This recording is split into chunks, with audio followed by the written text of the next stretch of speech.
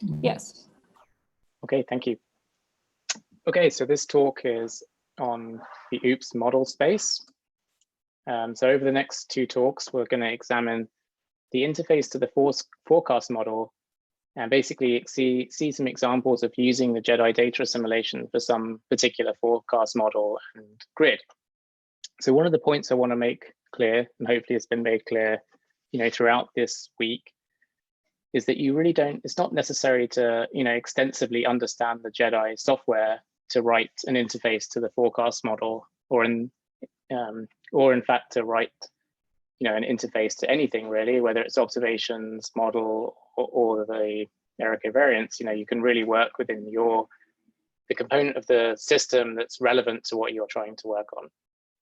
So the way it works in OOPS is you really just need to understand these interface classes, and in this case, the ones that are associated with the forecast model, and you need to understand how to implement them for some specific model that you're working with. So all these interface classes that are associated with the forecast model, these are referred to as the model space. So in this talk, we'll describe these interface classes, these model space interface classes, from more of a generic perspective, from the OOPS, looking at the OOPS code. And then in the next talk after this, we'll show an example of how these classes might be implemented for a specific model. Okay, so why do we use these interface classes? We sort of heard a bit about them earlier in the week, but it's not strictly necessary to do it this way, to use these interface classes, but it does have a number of advantages. And one of those in particular is that it makes everything very convenient. It groups everything that you need to know how to do or know how to work with in one place, and it makes them very visible. So if you want to implement a model, you just look at the model interface, the model space interfaces, and they're all kind of conveniently located in the same place. So these interface classes, they basically define all the interfaces, and they contain essentially a pointer to the actual implementation that's defined by model traits, like we saw for obs traits, and through the application that's passed down into the different sort of classes and implements the specific version.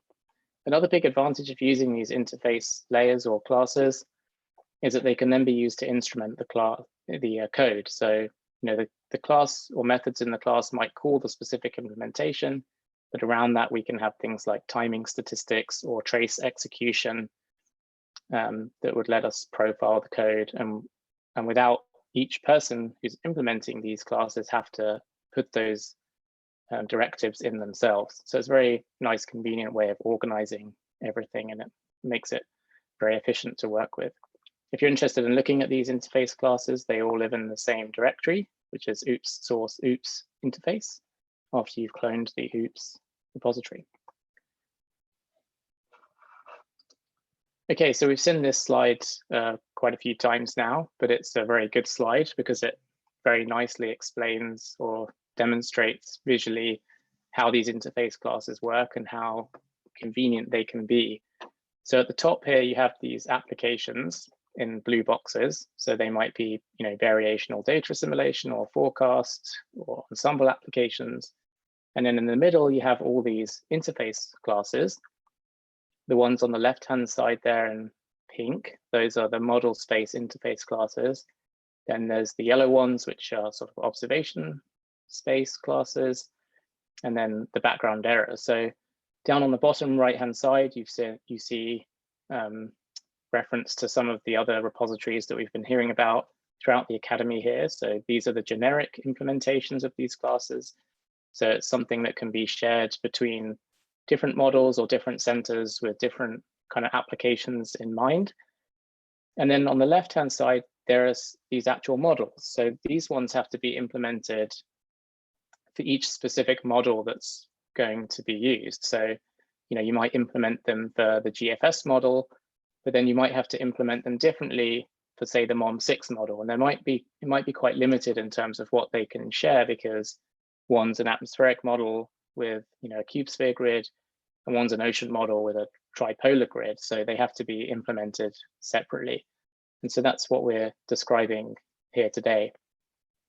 And then the nice thing, of course, about this whole structure is that the models, as you're implementing these sort of building blocks within the model, so these pink boxes, you don't need to understand the applications above or how they work or what they're doing. You just need to understand, say, how a state works for your particular model or how an increment works for your particular model.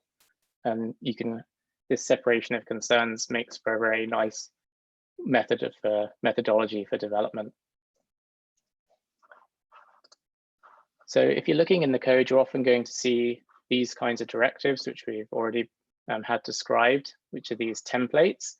So in these templates, you're going to see model and obs. So basically, this model one is going to contain all the traits that, this is a list of all the traits that implement the model interface classes.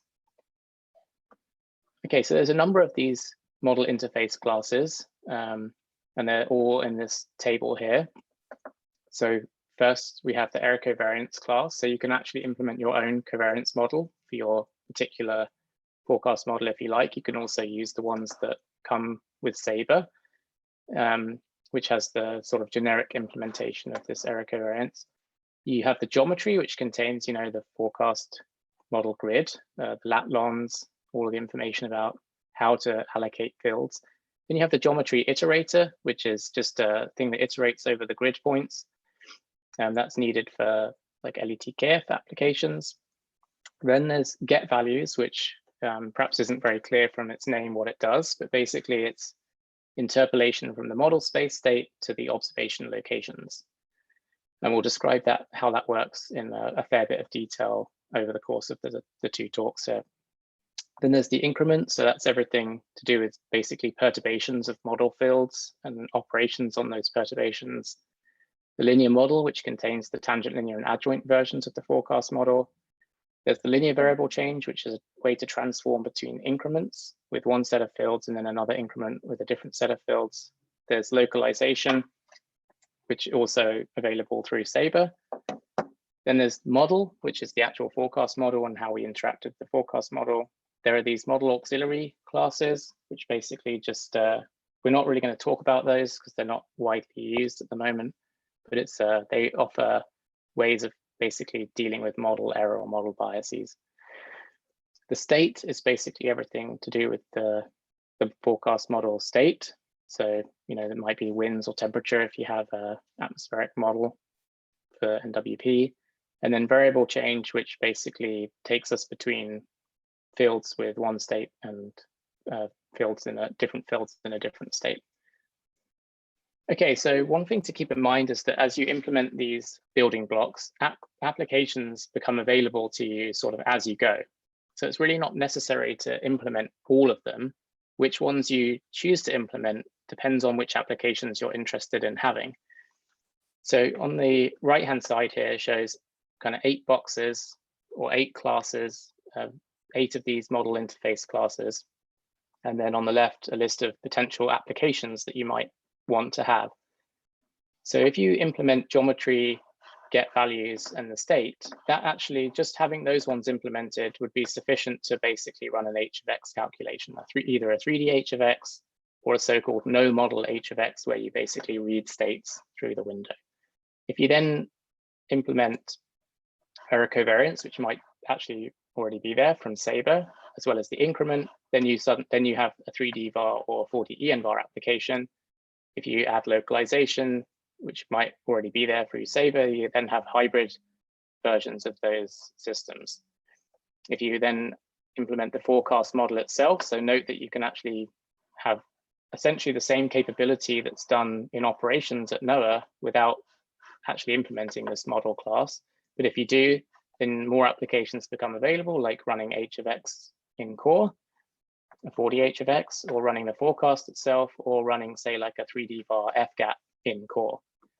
And then if you add the linear model, then you would have, hybrid 4D var or FSOI or, other applications that might involve the linear model. So you could just sort of build up complexity as you go and implement these different building blocks. So this shows the hybrid 4D var cost function, which I'm not going to expect you to understand. or know what all this math is, but the point basically is to show that, in this cost function are these constructs. So outlined in blue here is the increment. So we have this increment class, which gives us these sort of building blocks for this application. And you can start to see, okay, well, now we need to be able to diff two increments. So that's an operation that we're going to need. And there's various other operations on increments. You'll see states, multiplication of states, passing states through variable transforms.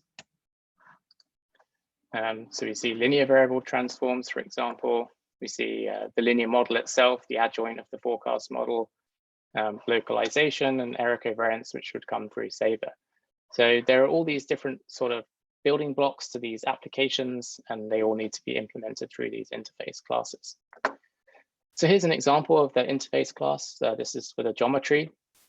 So you see that basically you have the actual implementation here, which comes from the trait. See this model here, and there's the template at the top. Then you basically define the interfaces for the methods that are required in this class. So there's a constructor for geometry, which takes a configuration and a communicator. There's a constructor which takes another geometry, so that's a copy constructor, and then a destructor. Then you have this item down here, which is a shared pointer, and it's of the type that came in through the trait. And then it's got this geom underscore to show that it's local. The underscore always means local variable in that class. So this basically is a pointer to the actual implementation that that's gonna come later. And then when we call into these methods, we'll just essentially call the equivalent method for this class here, which is the implementation. And then there's various accessor functions where you might need to see what the communicator is or see what the Atlas function spaces are for the geometry. So here's an example of the method. So this is that constructor that receives configuration, although it's called parameters here, but it's the configuration still, and then the communicator.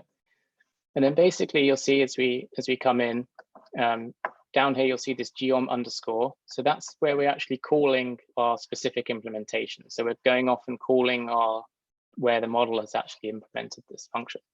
But then the nice thing is you'll see that, as we come into this method, we can start doing our profiling. So we have our trace command here, which tells us that this method is beginning, and then another one that says it's done. So if we were to get some kind of nasty early exit from the code or error somewhere in this routine, we would know because, we could turn on this trace and we could see that it started, but it was never completed. And then in addition to that, we can add a timer for this class. And this timer will automatically go out of scope when this method finishes and turn itself off. So basically we can time, the constructor for the geometry in the specific implementation, even though, it's done here at the generic level. So the user doesn't need to implement any of this stuff down inside their own code. So this is just a graphical representation of some of these constructors. So for geometry, you can see it's taking a configuration and a communicator. So very clearly, this method, when you implement it, will need to construct a geometry from scratch. There's another constructor here which takes geometry as an input. So very clearly, this is a constructor that you need to make a copy. So you can start to interpret from the interfaces what these methods actually need to accomplish once you implement them down inside your actual code. So it's very useful to look at these interfaces and see what they expect. So here's the state class. So there's four kinds of constructors for the state. One which takes a geometry variables and date time. So you can see, okay, now I can create a state with certain resolution, certain variables and a certain date time, but that state's going to be empty at that point because I don't know how to fill it up. If I have geometry and configuration, okay, now I can create my state based on that resolution, but now I have a configuration, so I can actually put some data into this state. It might be, through reading some files, which I can indicate through the configuration, or maybe it's an analytical initial condition. It's really up to you what you're trying to do with this configuration. And then there's a kind of a copy constructor, but you'll see it's not quite a copy constructor because there's geometry and state. So what that's saying is, okay, we can allocate a state with this geometry, and then we want to copy the data from this state. But in case this is a different this state might have a different resolution from this one. we would do at that point a change of resolution.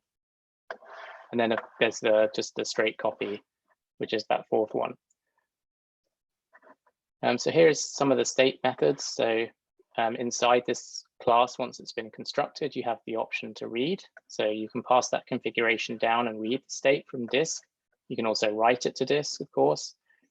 There's accessor functions. So you can, you basically have a kind of a local copy of the geometry that's associated with each state. So you can see what that geometry is. Also variables, which could come from the configuration. And then you might need the norm of the state. You might need to set it to 0, and then accumulation of two states, where you have a state plus another state multiplied by a constant. And then there are these serialized functions, which are used for turning states into vectors to make it easy to communicate them across different comms. So get values, which we'll describe in a little while. So this basically is a way of communicating information from the model to the observation operator. So the constructor has geometry and locations. So the geometry tells you what grid we're coming from the model, and then the locations, which comes from the observation operator, tells you the lat lons of where you're trying to interpolate to. And then, so inside this constructor, you would create an interpolation object for going from this one to this one. Then there's this method called fill geovals. So geovals, that stands for geophysical values at observation locations. So what you're doing there is filling this geovals object, which is the thing that's going to be passed over to the observation operator. So again, you have a state that comes in, the time steps, the beginning and end of the model time step, and then these come in, and then you can use the interpolation object to interpolate to produce these geovals. This is what that kind of looks like graphically. So I think we saw this plot maybe already, but basically there's this interface layer, which allows a separation of concerns between what's in the model on this side and what's in the observation operator on this side. So the observation operator communicates its observation locations to the constructor, which also gets the geometry, so it can make the interpolation object. The observation operator also has variables, which it communicates via its geovals object to the model, which knows the state. So now it can produce the correct variables at the observation locations through this apply step. But it's very nice because the model over here doesn't need to know anything about this observation operator because of this interface layer between them. So there's no knowledge here of which observation operator is being called. And similarly, over on this side, there's no knowledge of which model or which grid, which variables that model has. So it's, nicely, they can be developed independently and work independently from each other. So the increment looks very similar to the state. So once we have the state written, it's fairly straightforward to do the increment. And we're going to talk about in the next talk how we actually kind of unify the increment and state classes somewhat.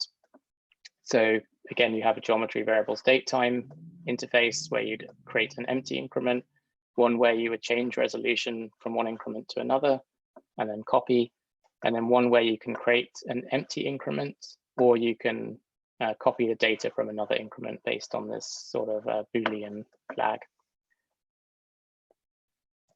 But notice there is no constructor for the increment which has the configuration as there is for the state, because you never need to read an increment from disk or create one with any knowledge of something that's in the configuration. Here's the increment method. So it has all the same methods as the state class, plus a few extras here. So you need to diff two states to make an increment in the first place. So that's basically how you generate increments. Some applications need an increment of ones, Dirac, which means setting the increment to 0 everywhere except in one location where it would be 1. Then there are another version of copying the increment, another version of adding another increment to itself, taking away another increment from itself, or multiplying another increment with itself, adding another increment multiplied by a constant. You need to do dot products of 2 increments. In a lot of different applications, you also need the share product of 2 increments. You need to randomize the increments. And then down here, we basically have where we interface the increment to Sabre via these Atlas data structures. For the linear get values, so that's very much like get values, except now there's a couple of extra, so the constructor is identical. There's an additional function which looks very much like the fill geovals for the nonlinear, but it's called set trajectory. And then the fill geovalues is called TL and AD. So in most cases, the get values is probably linear, but it doesn't have to be. And so this interface allows the user to basically choose whatever they want in terms of how they do that interpolation. Then there's the model class, which is where we interact with that forecast model itself, as I mentioned. So here we have a constructor, which basically receives geometry and a configuration. There's also this parameters, but it's sort of the same. You can think of these as being equivalent, really. Then there's a destructor, of course. And then public to the class is this forecast method, which takes in a state, this model auxiliary thing that we mentioned, but also mentioned we wouldn't discuss the details of. This would be if you wanted to account for some sort of model error in your run or bias. And then there's a duration. So basically, and then a post processor. So this method here is, of course, going to take this state and propagate it forward in time by some amount, calling post processors as it goes. So it's not necessary for the interface you don't need to implement this method. It doesn't need to be there doesn't need to be a version of this, or the better way to say it is this is a generic method. It doesn't need to be implemented. But there are these private methods which this forecast method will called initialize, step, and finalize, and those do need to be implemented. So these basically break this forecast down into different steps. And then there are also accessor functions to check the time step of the model or which variables the model needs. And then again, you have the actual implementation down here. So just to one thing to keep in mind when you're thinking about forecasts in JEDI is that we can have multiple forecasts. So if you're doing multiple outer loops, for example, we sort of saw multiple outer loops yesterday in the 3D EN var, but we can also, if we do them in 4D var or 3D FGAT, then we would actually have multiple forecasts in the same executable. So one of the nice things is we only do one constructor, and then we might call the initialize and then loop over all the time steps and call the finalize, but then we might do that multiple times if we were having multiple, oh, sorry about that. Oh, going the wrong way, sorry. So then we might have multiple forecasts if we're doing multiple outer loops, or if we were doing, say, like multiple ensemble members in the same executable one after another. And then after each of these methods, you would send off your states to these post processors, which might be things like the observation operators. So something to keep in mind is, as you're implementing this, is that these things wouldn't necessarily just be called once through. So this forecast method, which is the thing that could be called multiple times, will have this initialize step. So again, this is going to the actual implementation. Then the post processor, first they're initialized and then they're executed upon. Then you loop through the time steps, stepping the model, one time step at a time, but then calling the post processors after each time step, and then doing your finalize right at the end there. And then there's assert, just checks that you sufficiently propagated through all the time steps. So in that model class, the constructor has the geometry and configuration. So you're basically creating a model from scratch, but it has to match the geometry of the model.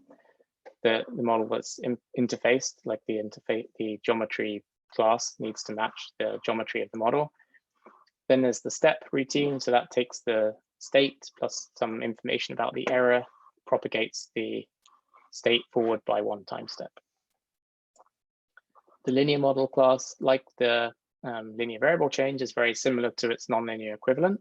So the constructors look identical. There's this additional set trajectory method, which receives the state And so that would, that would be called in your post processors, your model's running along, and then you would have a state that comes in, and then you would save this probably low resolution state. And then there's, just like in the nonlinear, there's forecast, but now there's forecast TL and forecast AD. And so they have the same structure as the nonlinear one, except for the adjoint, which propagates backwards in time rather than forwards in time. Then there's the variable change class. So basically the geometry and configuration comes in, so you can create create the variable change based on some geometry, some grid, and then the configuration telling it which variable change to actually create, and then any specialities about that variable change. Then there's basically two methods within here, change var and change var inverse. So a state comes in that's constant, and then a state comes out that's written. And then there's a change var inverse, which would do the inverse of this one. So if you have a state A and call the change var, you'd have a state B coming out, which you could feed into the inverse and recover the original. It's linear variable change. So like the linear get values and linear model, it looks very similar. The constructor is a little bit different because now you have states coming in. So if you were linearizing a non-linear variable change, you would potentially need the state to linearize about. So that's why the state comes into the constructor in addition to the geometry and the configuration. And then instead of called change var, they're called multiply, meaning that it's an increment multiplied by a matrix, whereas with the nonlinear, it's a function instead, which is why it's called change var. And then there's multiply inverse, multiply adjoint, and multiply inverse adjoint. So there are some situations where you actually might need all four of these. And then down here again is that specific implementation of these methods.